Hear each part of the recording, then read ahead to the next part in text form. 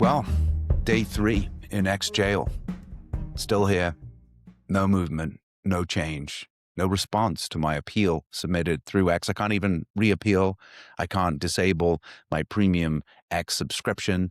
I think I'm basically going to have to just cancel it on my credit card, but don't really want to do that. I would like to keep subscribing to X and participating in the dialogue, but that's really not what I am here to tell you. I am simply reminding you that yes, I was banned from X for calling out ICE and giving real legal basis for their excessive force and their crimes, literally their crimes. I posted 2,000 posts in about 2 weeks, mainly beginning after the killing of Renee Good, which is when I started the account because I was kind of outraged by what I believed was excessive force. I didn't think that, legally speaking, under the Connor versus Graham totality of the circumstances standard by which excessive force is adjudged, that Jonathan Ross really met that standard. It seemed to me that no matter what happened in that incident, even if you were to take ICE's position that she tried to run him over, which I think is doubtful, he still could have stepped aside and deadly force was arguably unnecessary.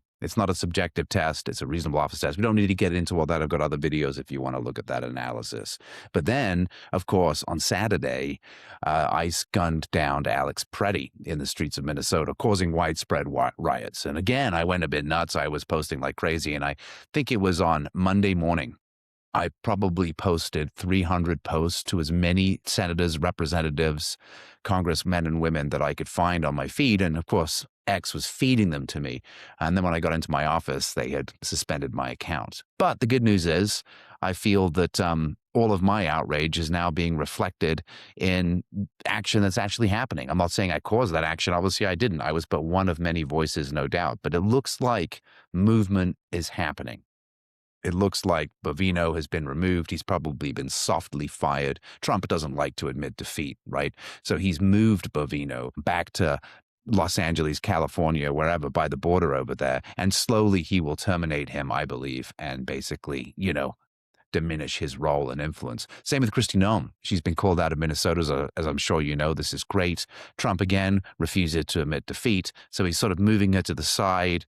He's going to probably invade Iran, right? And while all that's going on and everybody's now pivots to talk about the abuses of power and invading a foreign country, the Minnesota situation will begin to fade, and the new cacophony that he is going to cause is a massive distraction.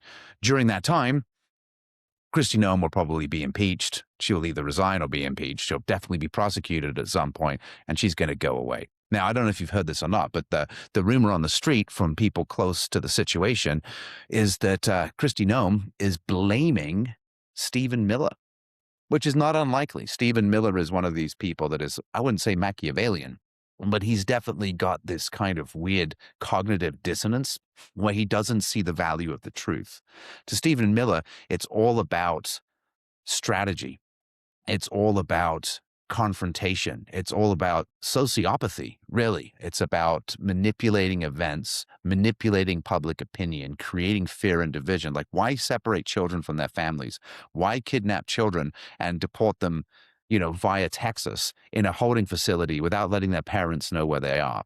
That's just to antagonize and terrorize people and get people to leave, basically. That says, I think, probably, I don't know, I can't say, but that's arguably part of his sociopathic logic, right? So Stephen Miller, a loner, very unpopular fellow throughout his high school years and college years, very few friends, kind of, I wouldn't say psychotic necessarily, but one of those guys in the corner who is taking a position adverse to the popular group, taking an opinion adverse to the popular opinion, basically to be interesting, basically to be relevant. He likes to provoke, or at least in his youth, you can see the footage when he was at high school giving his absurd speech about how we shouldn't have to pick up our trash, vote for me as class president, and you don't have to pick up your trash. That's what we've got janitors for, right? He was clearly trolling the audience. I don't think he really believed that. Maybe he does. I don't know.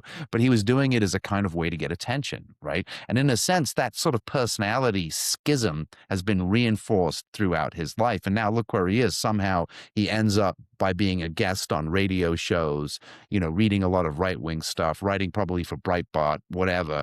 He ends up, being scooped up by these sort of supremacists in the Trump administration. To me, it's just bizarre because he's also of an Ashkenazi Jewish descent.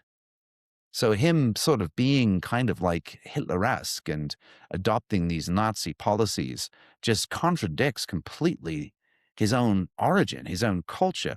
And it kind of reminds me of George Soros or Henry Kissinger, both of whom were raised Jewish and both of whom had run-ins with the Nazis that schismed their psychology. They had some sort of, psychological schism. In the case of Soros, he was made to be a Hitler Youth in order to try to cover his Jewish origins. I believe this is correct. I may be getting him confused with Kissinger, but I think it was Soros. He was rounding up and ratting on his friends before he escaped the country with his parents as a teenager. So a guy who basically was Jewish joined the Hitler Youth and rounded up Jews. And then Henry Kissinger's family fled under great oppression, I think also impressing upon the young Kissinger the fear of tyranny and the need to become the tyrant to prevent the tyranny from happening to him.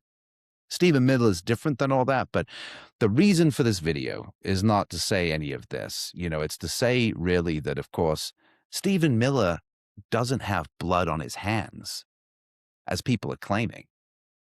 He has blood on his teeth.